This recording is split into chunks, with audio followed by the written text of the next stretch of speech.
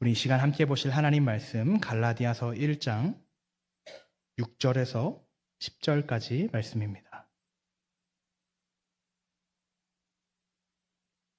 갈라디아서 1장 6절에서 10절까지 말씀. 한 절씩 교독하신 후에 마지막 10절 말씀은 다 같이 읽겠습니다. 그리스도의 은혜로 너희를 부르신 이를 이같이 속히 떠나 다른 복음을 따르는 것을 내가 이상하게 여기노라.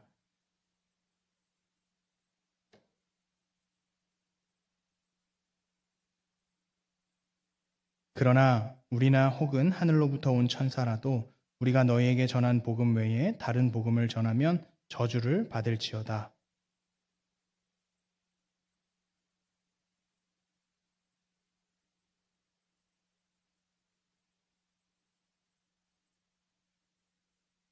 같이 읽겠습니다. 이제 내가 사람들에게 좋게 하랴 하나님께 좋게 하랴 사람들에게 기쁨을 구하랴 내가 지금까지 사람들의 기쁨을 구하였더라면 그리스도의 종이 아니니라. 아멘. 함께 읽은 말씀을 통해서 다른 복음, 바른 복음이라는 제목으로 하나님 말씀 생각해 보시겠습니다. 교회의 역사를 살펴보다 보면 반복적으로 등장하는 시대가 있습니다. 바로 부흥의 시대입니다. 1세기 초대교회에 폭발적인 부흥이 있었고요. 중세시대로 올라가면 16세기 종교개혁에 놀라운 부흥이 있었습니다. 18세기 미국에서는 영적 대각성 운동이 일어나면서 초신자들이 대거 교회로 몰려들기도 했습니다. 20세기 조국 한반도에서도 이런 부흥이 일어났는데요.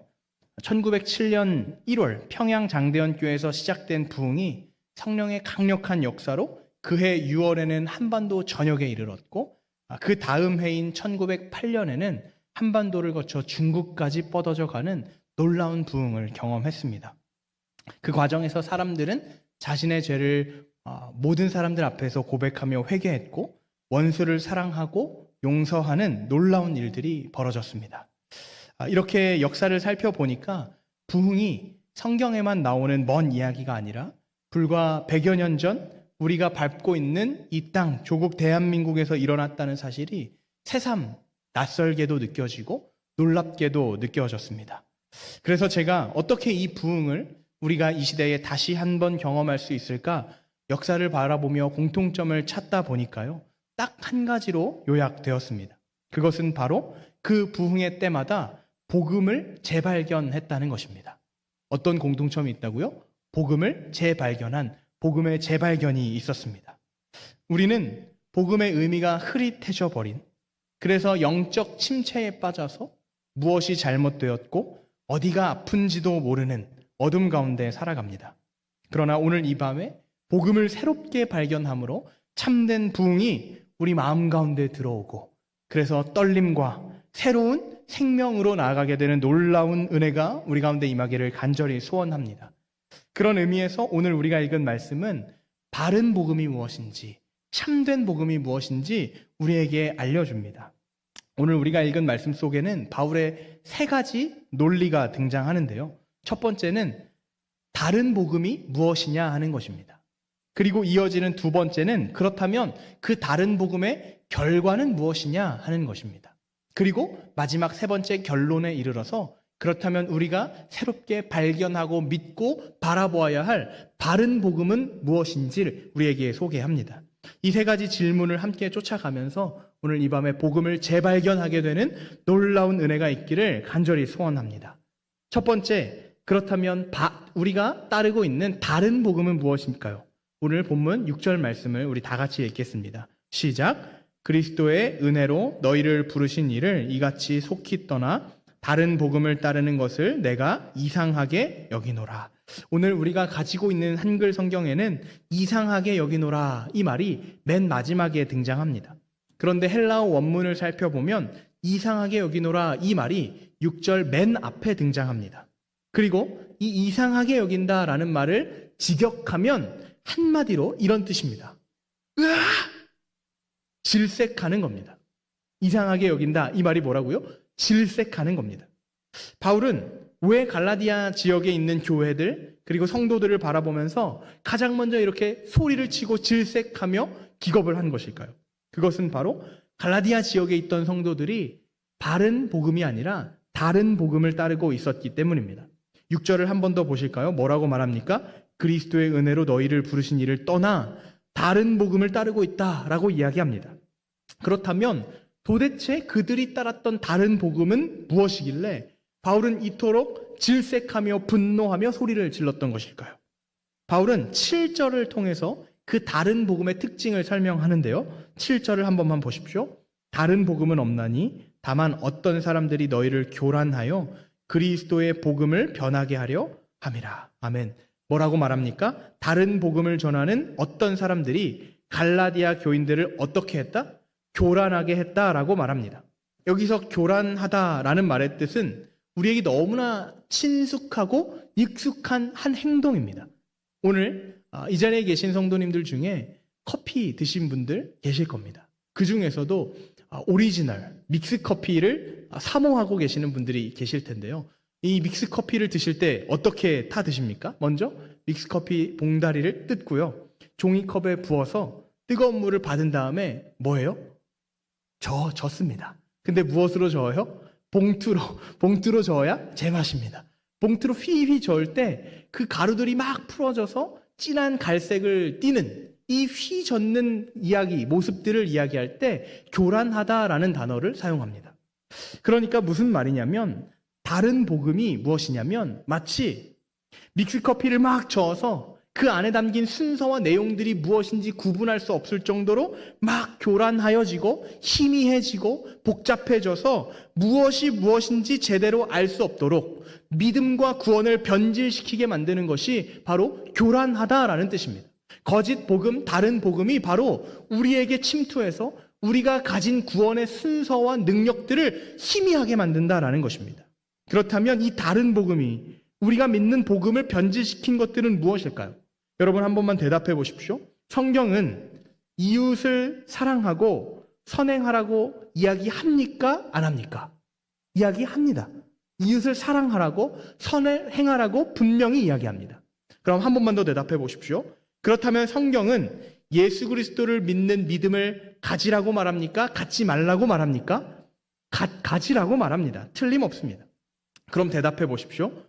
성경은 우리에게 선행을 행하라 라고도 이야기하고 믿음을 가지라 라고도 이야기하는데 선행이 먼저입니까? 믿음이 먼저입니까? 다시요. 선행이 먼저입니까? 믿음이 먼저입니까?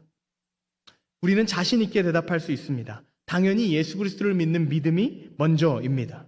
그런데 세상은 우리에게 끊임없이 뭐라고 외치냐면 이 두 가지를 교란하여서 희미해지게 만들어서 우리는 믿음이 먼저라고 자신 있게 이야기하지만 세상은 우리에게 아니다. 너희의 선행과 행동과 조건과 노력이 먼저여야 한다라고 이야기한다는 것입니다.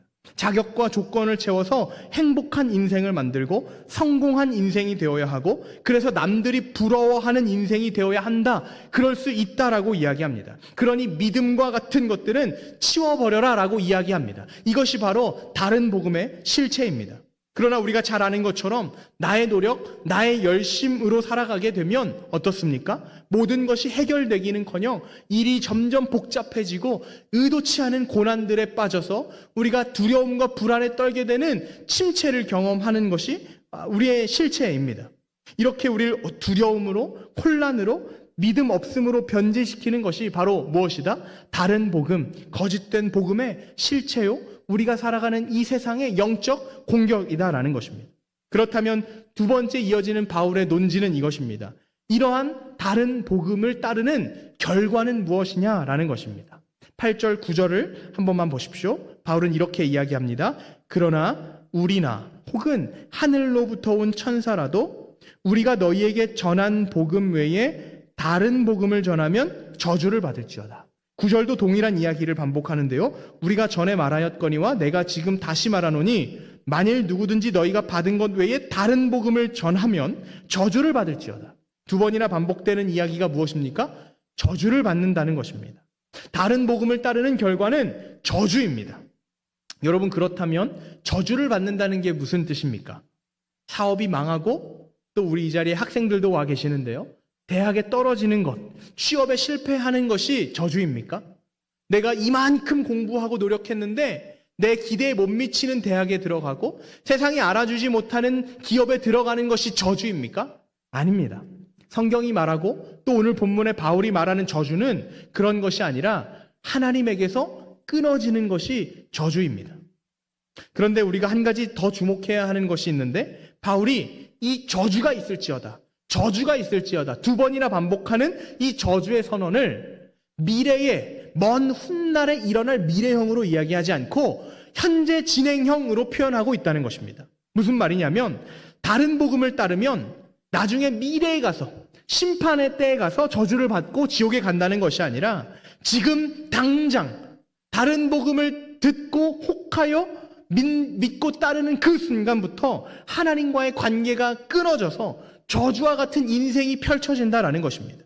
하나님과의 관계의 단절, 이것이 바로 우리에게 임한 저주입니다.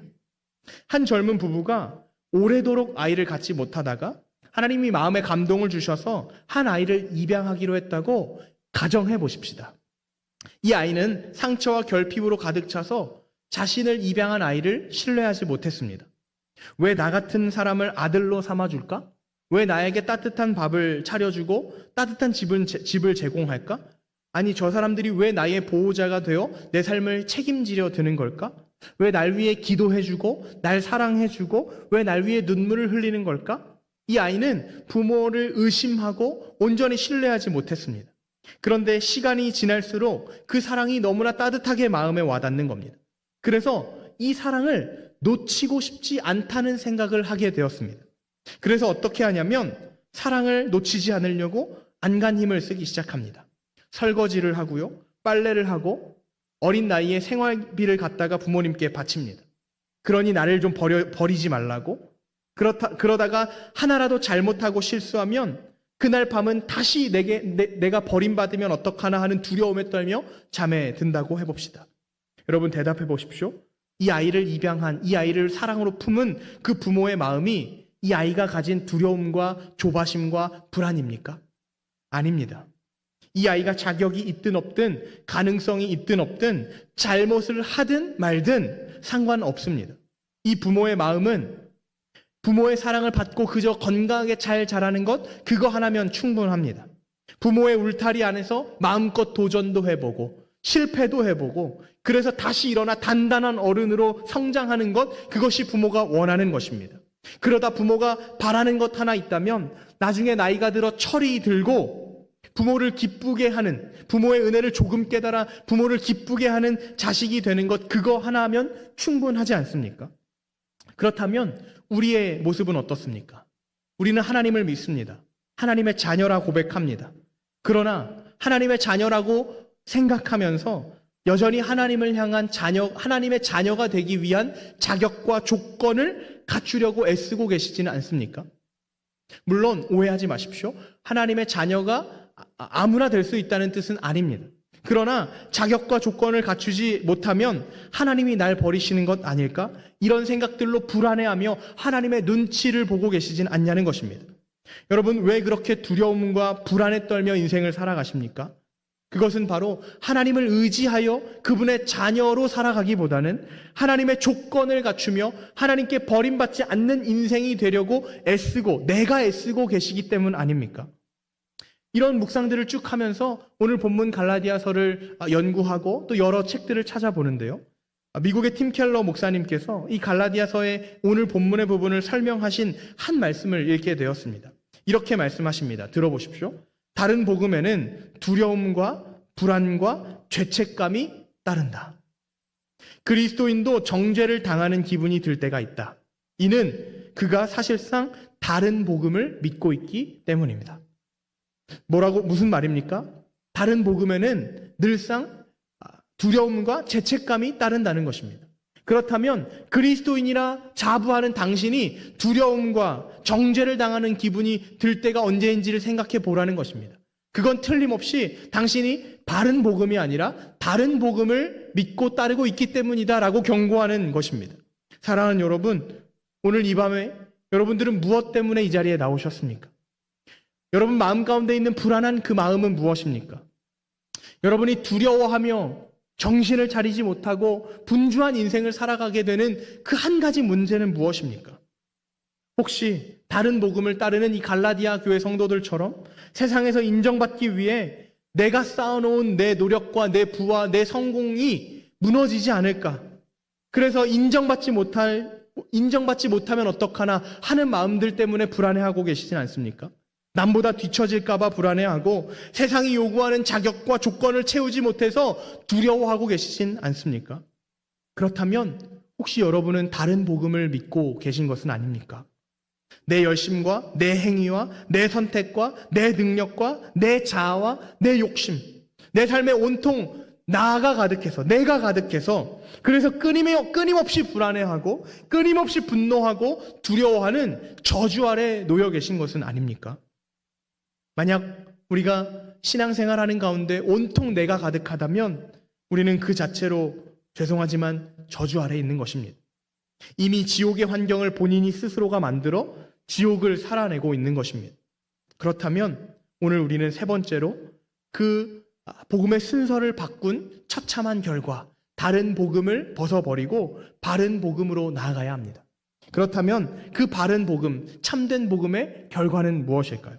우리 마지막 10절 말씀을 같이 함께 읽겠습니다. 10절입니다. 시작. 이제 내가 사람들에게 좋게 하랴, 하나님께 좋게 하랴, 사람에게 기쁨을 구하랴, 내가 지금까지 사람들의 기쁨을 구하였다면 그리스도의 종이 아니니라. 아멘. 이 말은 얼핏 들으면 나는 사람들 따윈 필요 없어 라는 뜻 같습니다.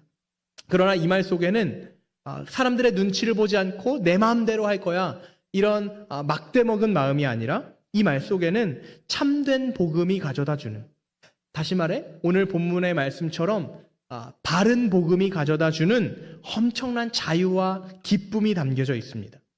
여러분 진짜 복음을 알게 되잖아요. 그럼 사람들의 눈치를 보지 않게 됩니다. 무슨 뜻입니까? 예를 들어 봅시다. 당시 1세기 로마 사회에 선물 제도가 존재했습니다. 이 선물 제도는 당시 로마 사회의 전체의 뼈대를 이루고 있는 아주 중요한 구조였습니다.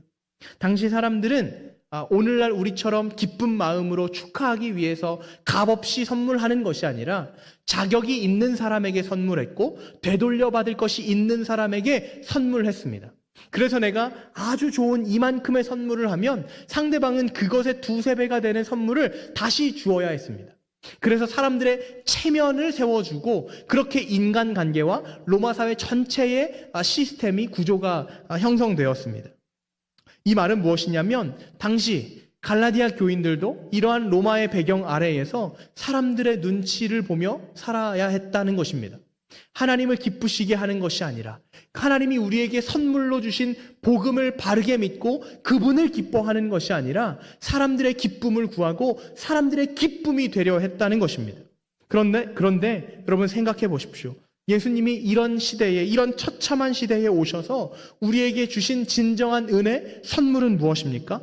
바로 값없는 은혜, 자기 자신을 주신 것입니다.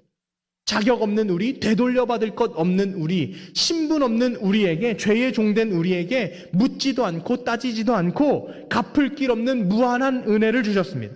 그 말은 무엇입니까? 이제 우리는 더 이상 세상의 눈치를 보지 않아도 된다는 것입니다. 세상의 기쁨을 구하지 않아도 된다는 것입니다. 세상의 기쁨이 되지 않아도 된다는 것입니다. 이 복음이 우리 마음 가운데 들어오면 이 복음은 반드시 우리를 변화시켜서 어떻게 되냐면 아까 입양당했던 아이를 생각해 보십시다. 만약 그 아이가 자기 자신을 아들로 삼아준 부모님의 온전한 사랑을 깨닫게 된다면 어떻게 될까요? 더 이상 부모님의 눈치를 보지 않고 자격과 조건을 채우지 않으려고 하는 것처럼 복음이 우리 안에 들어와 하나님의 사랑을 진정으로 깨닫게 되면 조건을 채워서 하나님의 자녀가 되는 것이 아니라 그 하나님을 있는 존재 자체로 기뻐하고 도리어 나도 하나님의 기쁨이 되려 든다라는 것입니다. 그래서 바울은 뭐라고 이야기합니까? 10절을 다시 한 번만 보십시오. 이제 내가 사람들에게 좋게 하랴, 하나님께 좋게 하랴, 사람들에게 기쁨을 구하랴, 내가 지금까지 사람들의 기쁨을 구하였다면 그리스도의 종이 아니니라. 무슨 말입니까? 이제 내가 사람들을 기쁘게 하겠습니까? 아니면 하나님을 기쁘게 하겠습니까? 당연히 하나님을 기쁘게 하는 삶을 살지 않겠습니까? 왜 그런지 아십니까? 이제 나는 그리스도의 은혜를 받은 종이기 때문입니다. 라고 말하는 것입니다. 사랑하는 성도님 여러분, 바른 복음은 더 이상 사람들의 눈치, 세상의 눈치를 보지 않고 사람들을 두려워하지 않게 만듭니다. 바른 복음은 더 이상 자격과 조건을 채워서 스스로 더 나은 사람이라고 애써 되뇌이지 않게 하고, 그래서 세상에 끌려다니는 노예가 되지 않게 합니다. 바른 복음은 오늘 우리를 두려움에 가두고 있는 문제로부터 해방시켜서 날 자유케 하시고 날 치유하시는 그 하나님을 기뻐하게 만들고, 오히려 그 하나님의 기쁨이 되어야겠다는 의욕을 불러일으킵니다. 한마디로 말해서 바른 복음은 날 변화시키고, 그래서 하나님을 기뻐하고 더 나아가 하나님을 기쁘시게 하는 삶을 살아가게 하는 능력이 된다는 것입니다. 말씀을 맺기를 원합니다. 오늘 바울은 저주가 있을지어다 라고 2번이나 선언합니다. 바른 복음을 따르지 않으면 우리는 저주 아래 살아갈 수밖에 없습니다. 여러분은 은혜 아래 살아가십니까? 아니면 저주 아래 살아가십니까? 바른 복음을 믿어 은혜 아래 살아가길 원하지만 때때로 우리는 넘어지고 흔들려 다른 복음을 믿게 될 때가 많습니다. 그래서 불안해하고 두려워하고 내 열심과 조건으로 행복한 인생을 만들어 보려는 저주 아래 살아갈 때가 참 많습니다. 그런데 그런 우리를 위해 주님이 무엇 하셨습니까? 갈라디아서 3장 13절 보십시오. 그리스도께서 우리를 위하여 저주를 받은 바 되사 율법의 저주에서 우리를 속량하셨으니 기록된 바 나무에 달린 자마다 저주 아래에 있는 자라 하였습니다. 우리가 받아야 될 그 저주를 그리스도께서 받으신 것입니다. 이 말도 안 되는 일을 기쁨으로 행하신 이유가 무엇일까요? 성경은 우리를 위하여 저주를 받으셨다라고 이야기합니다. 오늘 하루도 한없이 불안에 떨었던 우리, 세상의 눈치를 보고 자격과 조건을 채우지 못해서 이리저리 분주하게 살았던 우리, 인생에 해결되지 않는 문제를 가지고 끙끙거리고 원인을 알 수 없는 고난들로 씨름하며 불평하고 원만했던 우리들을 위하여 주님이 저주를 받으신 것입니다. 그렇다면 이제 우리는 무엇해야 합니까? 바른 복음으로 돌아가야 합니다. 나를 사랑하시고 내게 모든 것을 주신 그분께 돌아가야 합니다. 그분께 돌아가 십자가 그늘 아래 우리의 모든 것을 내려놓고 그분으로부터 끊임없이 흘러오는 사랑과 그분으로부터 끊임없이 주어지는 은혜를 기억하여 하나님을 기뻐하고 더 나아가 하나님을 기쁘시게 하는 삶을 살아야 한다는 것입니다. 사랑하는 여러분, 다른 복음을 내려놓고 바른 복음으로 돌아오십시오. 복음은 우리를 비로소 온전하게 만들고 자유하게 만들고 그렇게 우리의 삶을 변화시킬 것입니다. 우리 함께 오늘 이 말씀 기억하면서 하나님의 그늘 아래 이 찬양으로 결단하며 나아가기를 소원합니다.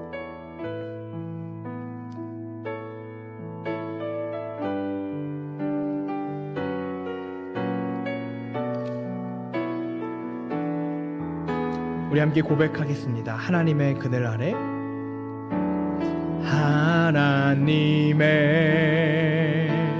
그늘 아래 내 모든 것 다 내려놓고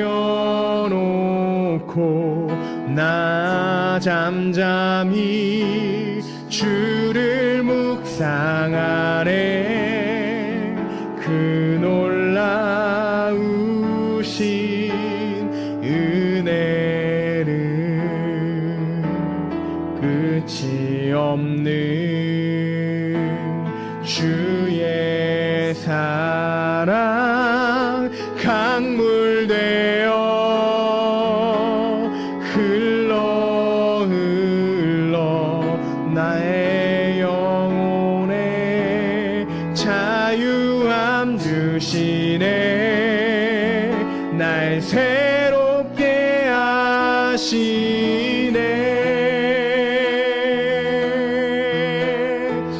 함께 고백합시다. 하나님 사랑, 하나님 사랑,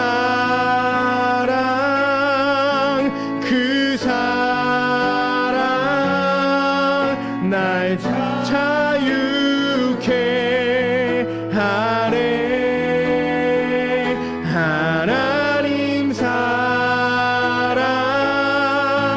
그 사랑 날 회복케 하네. 날 회복. 우리 한 번 더 고백합시다. 하나님 사랑, 그 사랑 날 자유케 하네. 하나님 사랑, 그 사랑 두려움과 떨림에서 날 자유케 하네. 자유케 하네. 하나님 사랑, 그 사랑 날 회복해 하네. 왜 여러분은 아직도 다른 복음이 아니라 다른 복음을 따르며 살아가십니까? 여러분을 위해 모든 것을 주시고 우리가 받아야 될 저주를 친히 받으사 하나님의 아들이라 일컬음 받기를 버리시고 십자가에 달려 죽으신 그 주님이 여기 있는데 왜 여러분은 아직도 다른 복음을 따르며 내 열심으로, 내 노력으로 조건을 채우기 위해 살아가십니까? 하나님을 떠나고 은혜를 버리는 일을 이상하게 여기기를 소원합니다. 저주 아래 거하여 하나님과 단절된 삶을 두려워하기를 소원합니다. 그리고 우리를 위해 십자가를 지신 그 예수 그리스도를 온 마음으로 받아들여 이제 바른 복음으로 나아가길 소원합니다. 사랑하는 여러분, 이 시간 여러분이 두려워하는 문제는 무엇입니까? 여러분이 불안해하는 이유는 무엇입니까? 우리 이 시간 그 문제를 주님 앞에 솔직히 내려놓고 회개하며 나아가기를 원합니다. 주님, 이제까지 내가 하나님을 떠나 다른 복음을 믿었습니다. 세상의 눈치를 보고 그래서 내가 인정받기 위해서 내 삶에 온통 내가 가득했습니다. 우리를 죄에서 자유케 하신 그 주님을 우습게 여기고 내가 필요할 때만 주님을 찾으며 안 되면 주님의 탓, 잘 되면 내 탓으로 여기며 내 영광을 위해 살았습니다. 주님, 이런 내 모든 과거를 용서해 주옵소서. 주님, 이제 교만했던 나를 용서하시고 바른 복음으로 나를 인도해 주옵소서. 오늘 우리 들은 말씀을 기억하며 우리의 모든 죄를 주님 앞에 회개하며 나아가길 소원합니다. 기도하겠습니다.